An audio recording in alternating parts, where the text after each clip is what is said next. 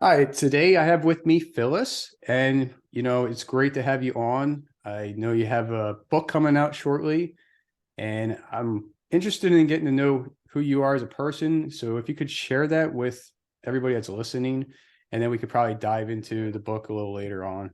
Sure. Yeah. I have been a psychotherapist for, I think, almost 35 years now. I just recently retired and I'm devoting myself to writing. And gosh, long journey. So I'll try to encapsulate it. I went to therapy myself for the first time in the 1980s. And really before that, people didn't talk about psychotherapy. And if they did at all, which was very little in my hearing, it was sort of something you didn't do because it kind of meant you were a problem person or you should be able to figure it out yourself or, something like that. But in the 80s, it kind of became more something that the people that I knew went to.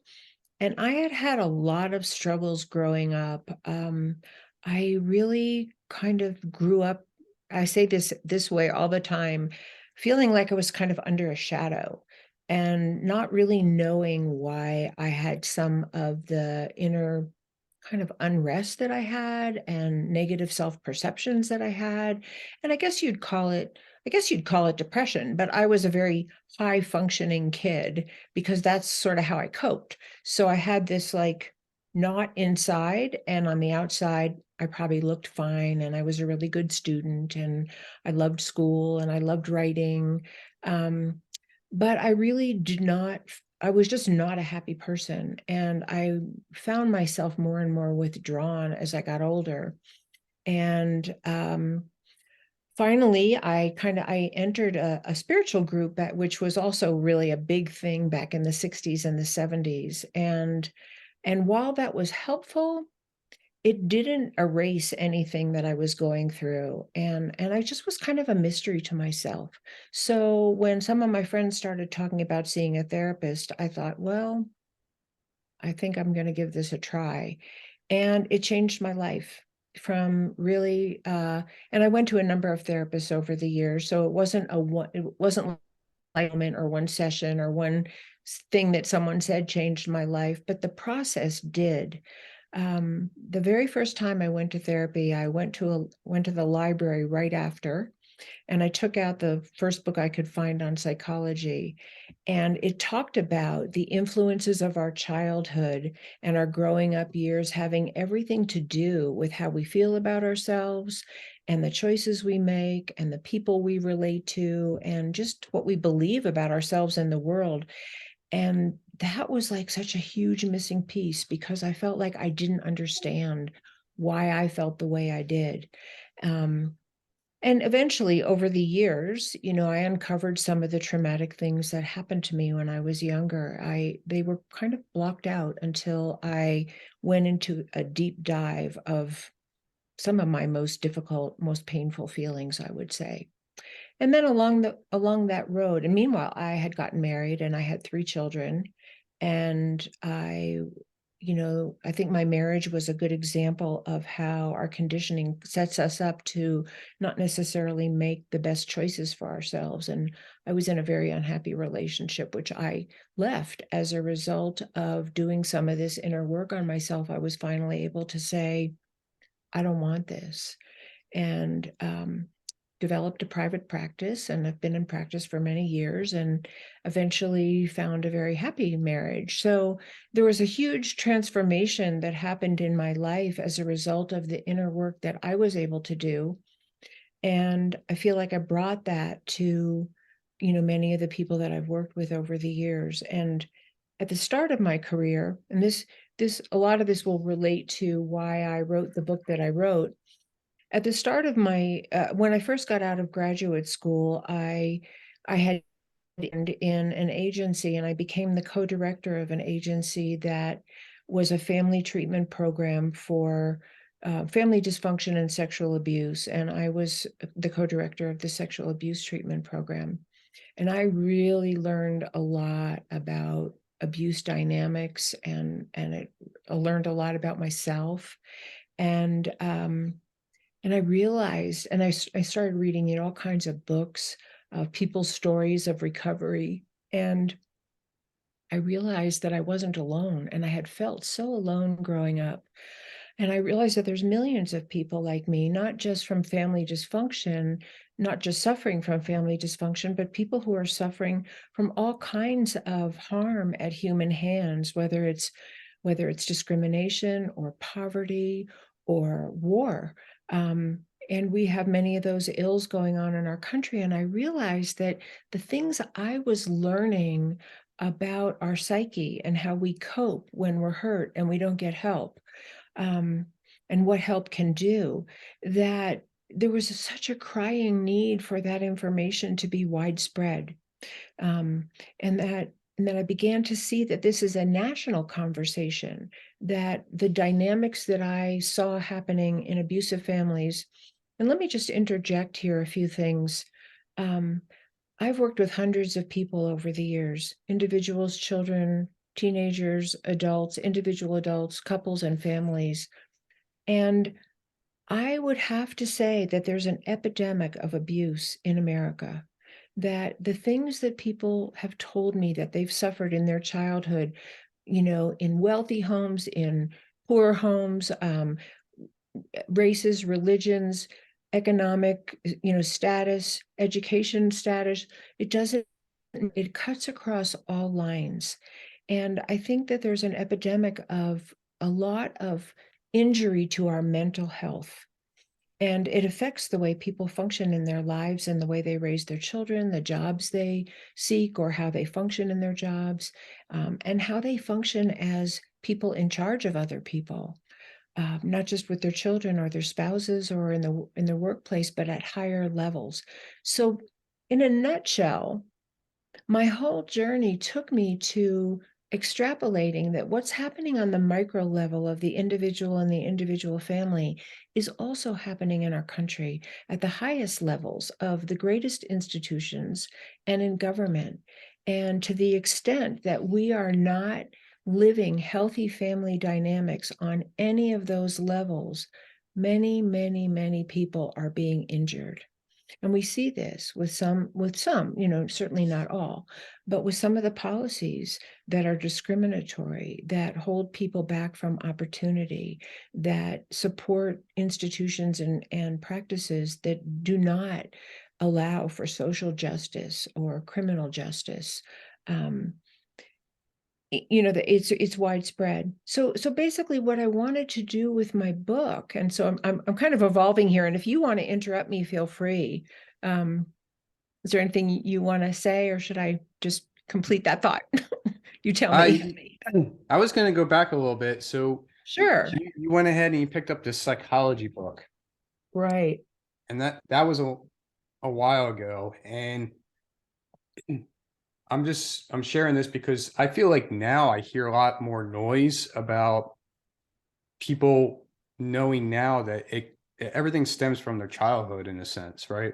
Hmm. And the people I listen to, talk to, whatever, they are trying to figure out what that is. What happened way back then that got them Right. to where they are now. Right. And so did, I mean back then when you got this book, that was new for you then, but did you hear a lot of that, going on? Like, people. No, I mean, I never heard that until I read this book and went to therapy. And I remember from the very first session that I went to, the therapist asked me, about my childhood. And, I hadn't read that book yet or heard anything about psychology. I was just going because I was in pain, basically. And I was still married at the time that I first went to therapy. Um, and I remember the therapist asking me about my childhood, and I said, it was fine. I was the problem. There was something wrong with me. There's always been something wrong with me. And that's how I related to my childhood. I really had no idea that it wasn't me. And I think that's one of the tragedies of family dysfunction, is that people take it on themselves and really believe that they're the problem. And often they're told they're the problem. I wasn't necessarily told I was the problem, but when I had a problem, it was ignored. And I was called over and over again, I was called too sensitive. So that meant that my feelings weren't valid, and I had a lot of upset feelings. So, and it's a lot worse for some people. And there was some significant abuse in my family that I didn't remember until later. So I really just thought I was the problem. But no, yeah, in answer to your question, I didn't know anybody who was talking about that. It was totally news. And I know that it's not news today for many people. Yeah, and and just saying it again, that yeah, I hear it a lot.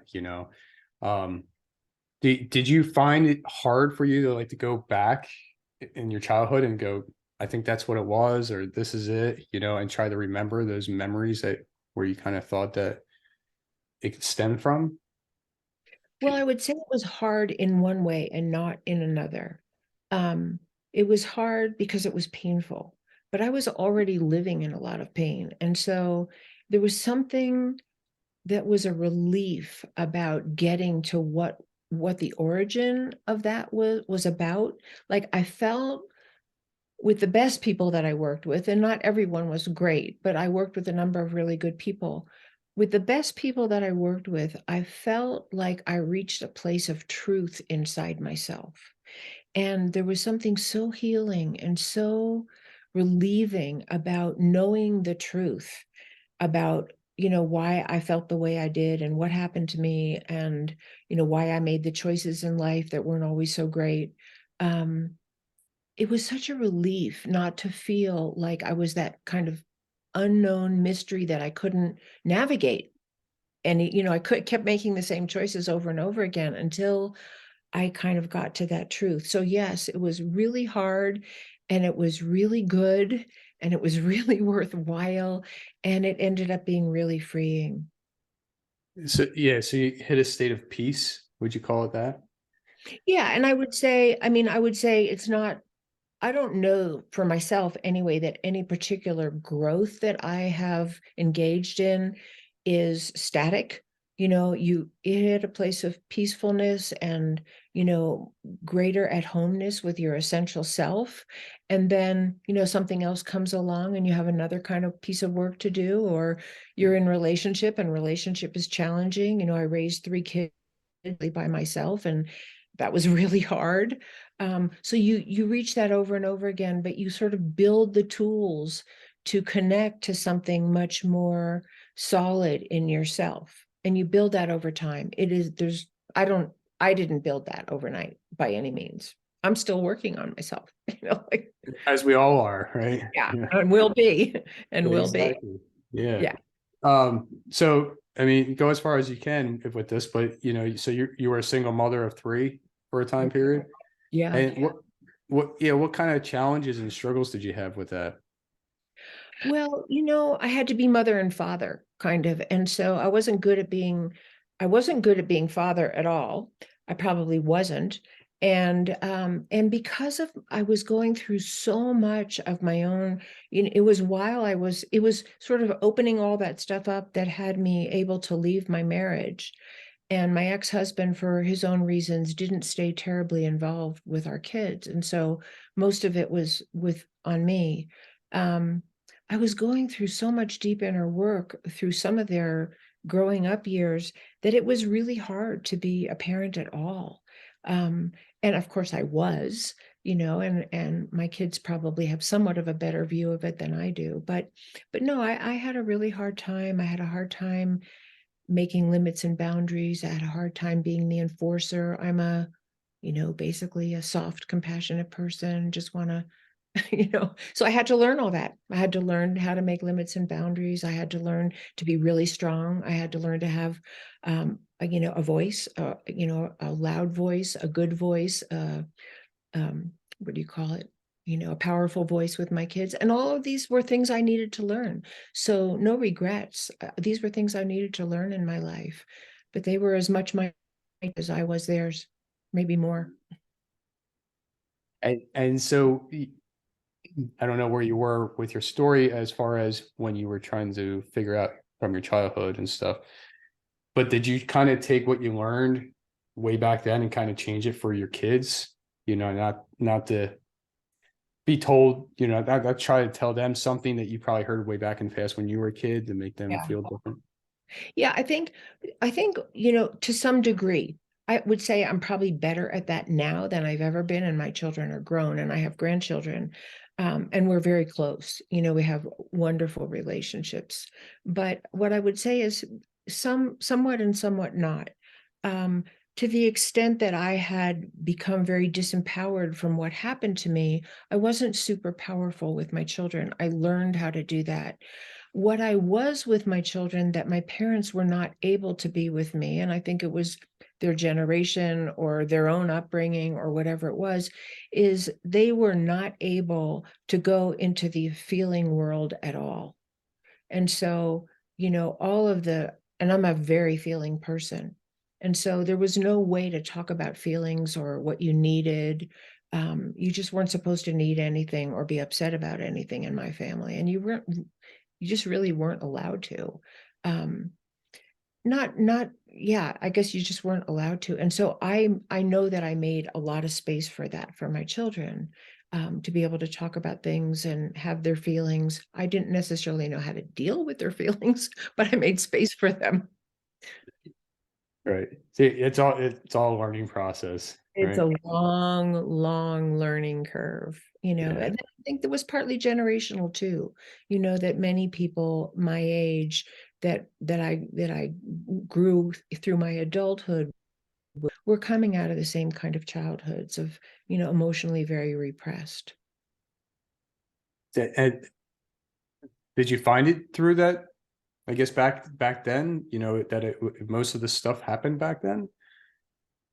Oh, I'm not sure what you're asking. Say that again. Yeah. So, I don't know if this is just, from the that generation or whatever, if that generation was totally different, that a lot of the stuff that you probably went through, others went through as well, just because of that generation.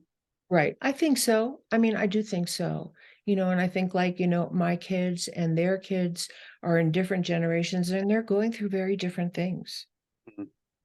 Yeah, I was just curious because yeah, I mean, I got kids of my own, and yes, we are going through a different generation, but Yeah. just like I was sharing with you, everybody's trying to talk about how they grew up and go back to their childhood to figure out what happened to where they are now. So I didn't know if there was something in particular with that generation that stuck out at you that said that, this probably did a lot. And now, people are passing it along because they're not getting the self-help and stuff and care and Yeah. therapy and everything to figure it out. Is there Well, some, go ahead. I was born right after the World War II ended. And World War II was so horrific. And my family is of Jewish origin from Eastern Europe, so they weren't in Germany, or that they weren't part of what happened in Germany, but they were very aware of it. And the whole world wars were horrible, alongside of what happened in Germany. And no one ever talked about it. And they never talked about the depression. And they never talked about anything and they all came from extreme poverty in Eastern Europe and persecution. And no one ever talked about any of it. And I think there was so much repressed trauma that had been handed down generationally that it got passed on to us. Like, you just don't talk about anything, and that's how you make it go away. Only it doesn't. And that's what we know from the field of psychotherapy, um, that it doesn't go away, that it affects us, and it comes out in the way we think about other people, what we believe about other people and ourselves, and the coping mechanisms that we devise. And some of them are, acceptable and okay. And some of them are highly dysfunctional and destructive and even lethal. Yeah. I can see that you're kind of holding a lot of stuff in, and then maybe it might be that one little thing that make you, just blur it all out and say everything you got to say, do it, physically, mentally, emotionally, whatever it is, you Yeah. know. So Yeah, I see that for our country, I mean, I talk about many, many things about how to look at our country and our functioning as a nation, through the lens of what I've learned from family therapy and family systems theory, because so much of what we understand now is that we're conditioned by the family systems that we live in and by our history, as you're pointing out so well. That as a country, among many, many other things, again, that I've talked about in my book, we need to look at our history. It's part of who we are as a nation. Many, many, many thousands, probably millions of people came to the United States fleeing persecution, trauma, war, poverty. Not everyone. Some people came, for hoping to live in a new land, but there have been immigrants from all over the world fleeing persecution. And they bring with them their unhealed traumas. And that has conditioned part of the way we functioned as a nation. And what would it be like if we could look at that together, not through the lens of blame and shame and trying to pin something on somebody, but to know ourselves better so that we can make better choices as a country now? Yeah, to look at us as a whole, not just individuals. Yeah. Exactly. Exactly. And that to me is the big gift of family therapy and family systems theory that is fairly new in the world of psychology. The Freudian psychoanalysis of the inner drives of the individual has been replaced now by this much broader view of our conditioning and what is a healthy family? What does a healthy family look like? What does a healthy family produce? And what does a dysfunctional, abusive, or violent family produce? So are you saying that like a family comes together into therapy? Is it? Often they do, you Yeah. know, yeah. I mean, usually what happens is, and this is my experience anyway, and other therapists might, who, describe their practice differently, might have a different experience. But my experience has been often that one person either comes to therapy or one person is sort of designated as the problem and brought to therapy, like, or designates themselves as the problem and comes to therapy. And then the family picture sort of unfolds around that. So, for instance, when I first started my practice, I really wanted to just work with children. And I think that was, sort of a semi-conscious drive to give to children what I felt like I didn't get. And, but I soon realized after working with many, many children that they were suffering from family dysfunction. They weren't dysfunctional themselves. There wasn't anything wrong with them. They were having a normal reaction to whatever the pain and dysfunction was that was going on, usually with their parents, and sometimes with siblings. And so, I sort of morphed my practice into I would see children and I would kind of get a sense of what was going on with them, but I would very quickly bring in the parents, and often the work was with the parents. And so, and I always saw individuals, but then I started to do more of the work with the parents. And when the parents got a sense of what was hurting their child, often, very often in my practice, it was a very conflictual divorce. And kids just felt torn apart and they became symptomatic. They wet the bed, or they were failing in school, or they became aggressive toward other children, or they were having nightmares. They would have something that was the alarm that something was wrong in the family. And in psychological language, they're called the identified patient. They're the one that looks like they're having the problem, but actually they're calling for help for the family. And that's what family systems theory and family therapy was able to identify so well. So treatment for the family often involved treatment for the parents. Some other way to negotiate their divorce, some other way to be around their child, some other way to make it more comfortable for the child to love both parents and go back and forth, whatever it was that they didn't even realize. Most parents didn't even realize what they were inflicting on their kids because they were so caught up in their own problems and their own anger and their own sadness. And I see that as an exact parallel for what can happen in places of work, in religious organizations, in social organizations, in big corporations or businesses, and in the highest levels of government. that people get so caught up in their own disagreements and arguments and conflict and strife and battles with one another that they don't realize the impact they're having on the whole population that is subject to them. And I think that's really going on in our country today.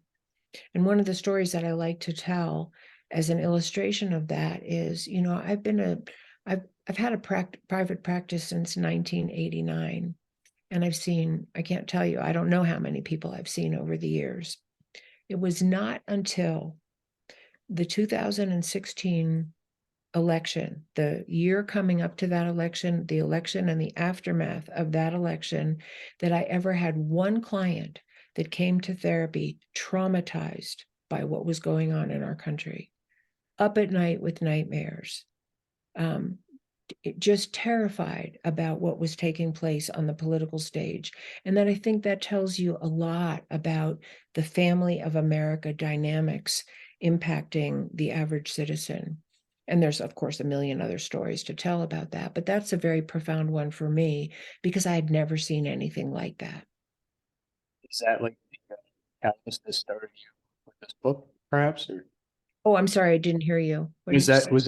that's all right. Was that like the catalyst that started you to get writing this book? No, actually, I mean, it certainly urged me on. I had the idea for this book a long time ago. And I had written various chapters over the years, but I had never had kind of a way to put them together. And I didn't sort of know what my theme song was. And certainly that election was catapulted me into writing it in earnest and getting it finished. I will say that, in general, that's maybe the tip of the big iceberg of like I want what we understand psychologically about dysfunction and dysfunctional people and their impact on each other if they don't get help and they're not restrained. I want that to be common knowledge. That's half of my book. The other half of my book is we know so much in the world of psychotherapy and psychology about what is needed to break the cycle of abuse. We know so much of what helps heal people when they've been hurt, whether they're acting in or acting out. We don't know how to heal everyone for sure, but we know so much more than we ever did about what interventions are necessary, what people actually need, what constitutes a relatively healthy family, that I wanted to make that common knowledge. And none of it actually is esoteric. It really isn't.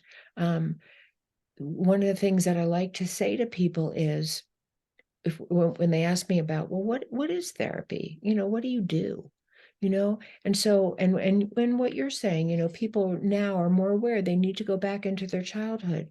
Well, what are they going back into their childhood for?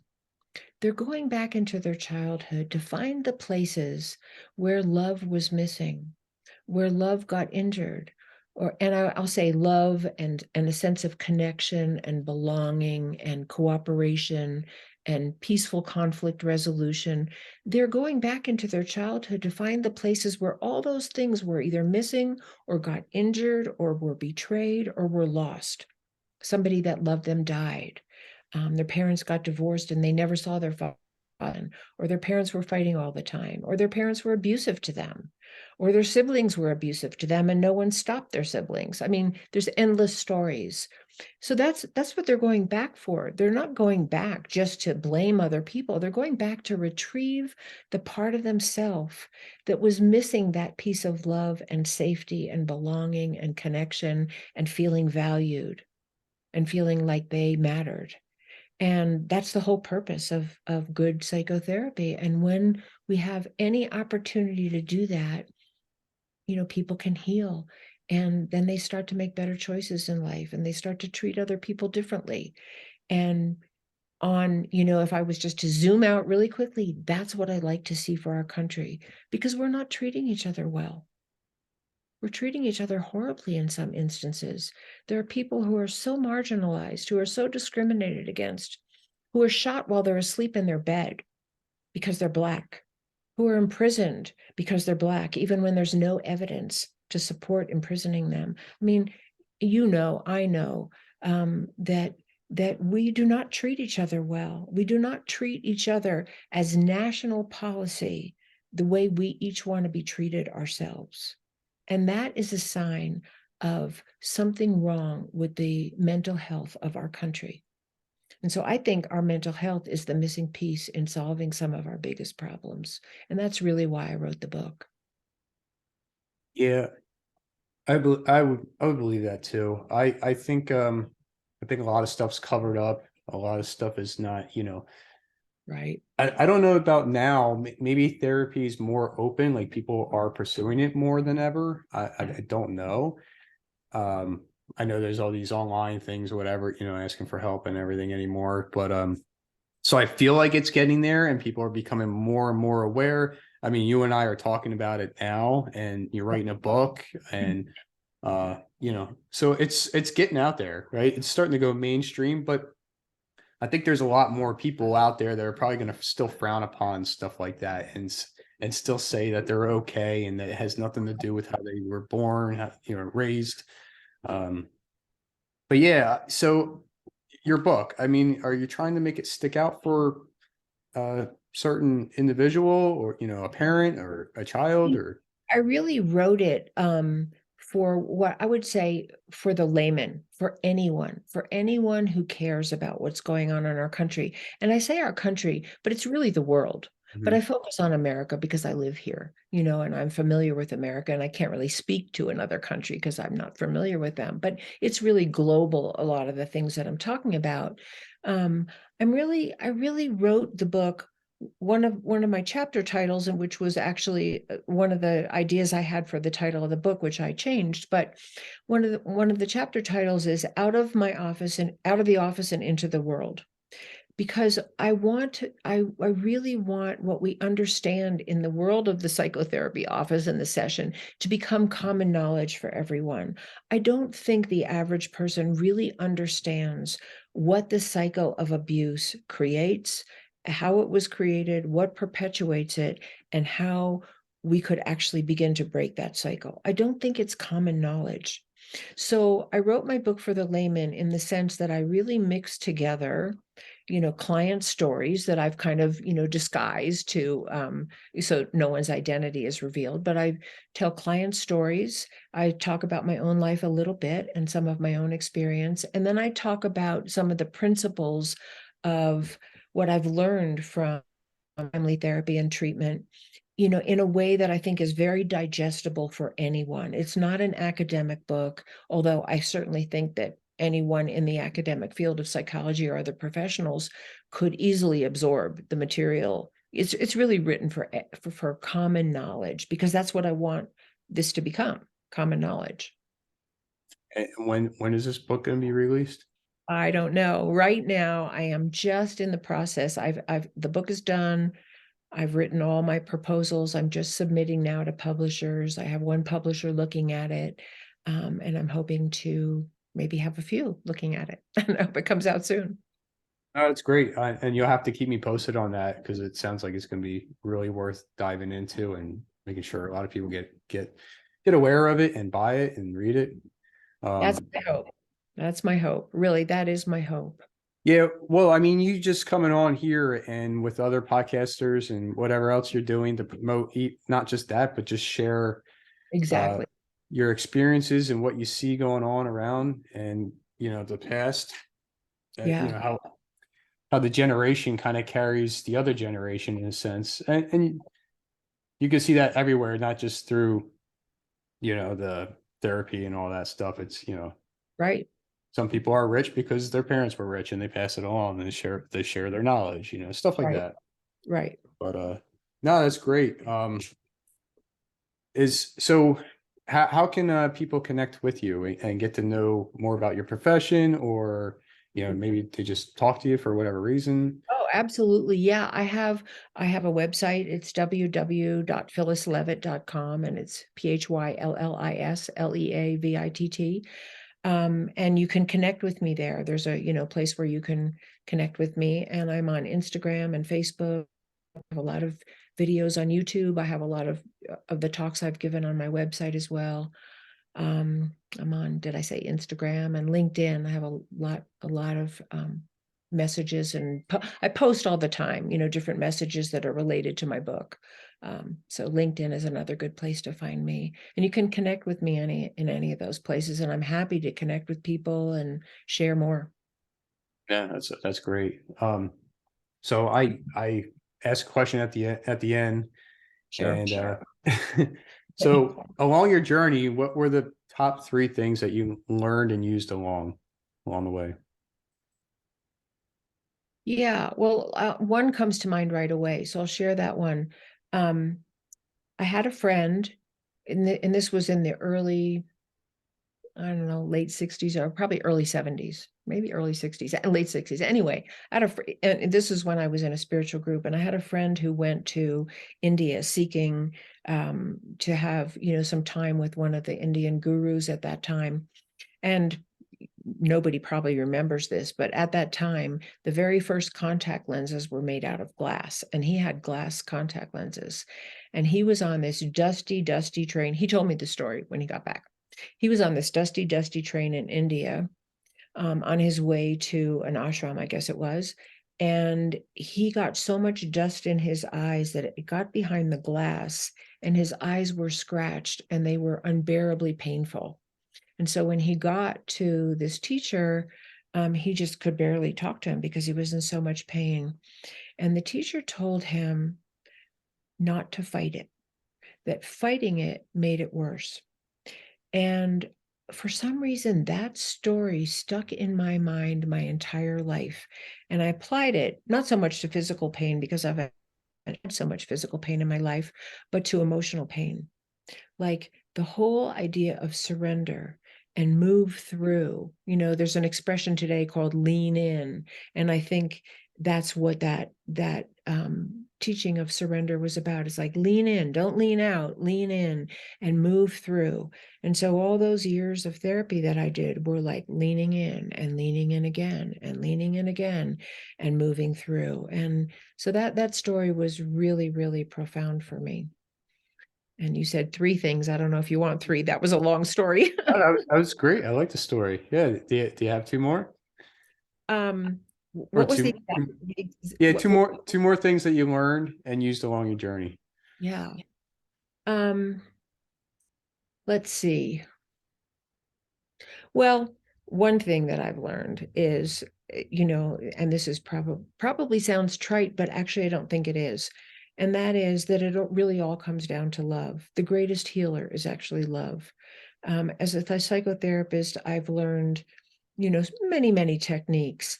I've done inner child work and some guided visualizations and EMDR and some behavioral work and psychodynamic work and family work. And, you know, you learn all these wonderful modalities that you use when you work with people. But, but underneath that, like you have to care. You have to care what the outcome is for that person. And it's a felt sense you get.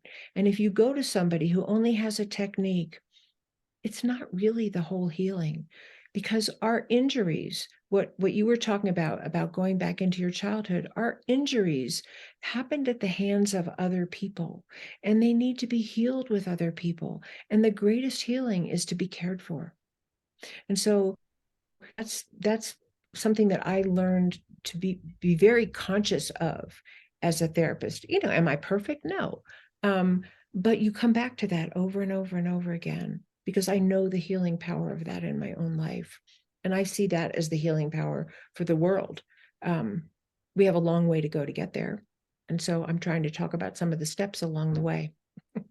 And the last thing I would just share with you is, that comes to mind, and there's probably other really big things that I've forgotten, but I had a teacher in high school who really loved how I wrote. And it was her showing me my gift for writing that actually, probably was a big part of me understanding my path as a writer. I've written two other books as well, and they're on a different subject, but I've written all my life. I've written, short little pieces. I've kept journals. Um, And that is my deepest calling. And that is where I actually find my deepest connection, is in writing.